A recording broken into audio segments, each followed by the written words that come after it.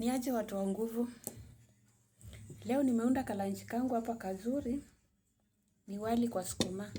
So nimeenda kwa shamba nikachuna sukuma yangu ile soft. Nikakuja nikaiosha vizuri nikakatakata tudogo.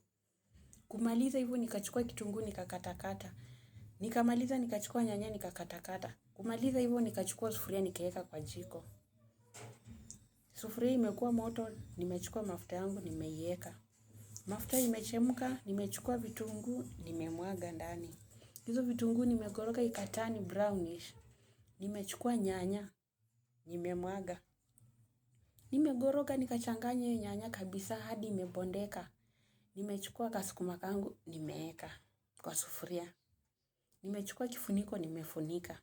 Imeiva for a few minutes, nikafunua nikaanza kukoroga. Kwa hiyo sukuma, usijaribu kuweka maji hata. Hebu enda ujaribu uone. Ni tamu. So, niko hapa na beshte. Tunacheza card. Na hataki kuonekana kwa kamera. Ndio hizi card. Sijui kama umewahi cheza hizi card.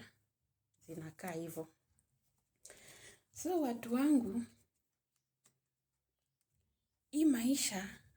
Wacha tujitume. Hii maisha haipendi uzembe. Hii maisha haipendi uzembe. Na ukiwa mzembe, itakuchanua. Itakuchanua. Alafu kitu cha kwanza kwa hii maisha. Jaribu kuweka maisha yako private.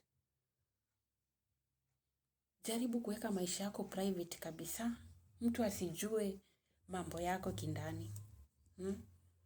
Na uavoid kitu ya kuomba. Kidogo ati ninaomba usaidizi. Naomba mnichangie. Sina kitu fulani. Unajua hiyo kitu huwa inakufuata tu hivyo unakuwa tu omba. Yaani hata watu wakikuona watasema.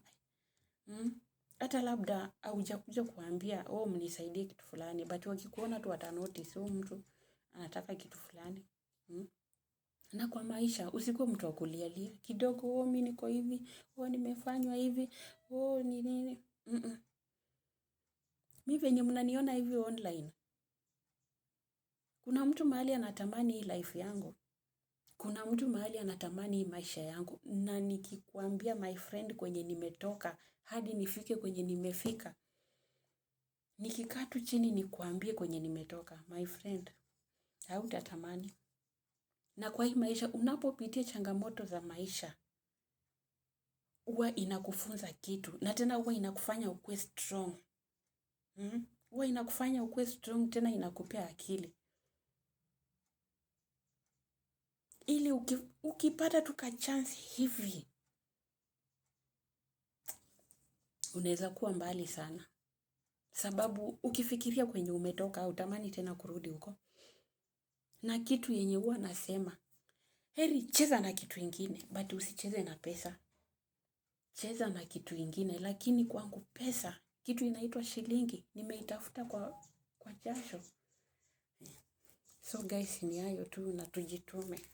Bye.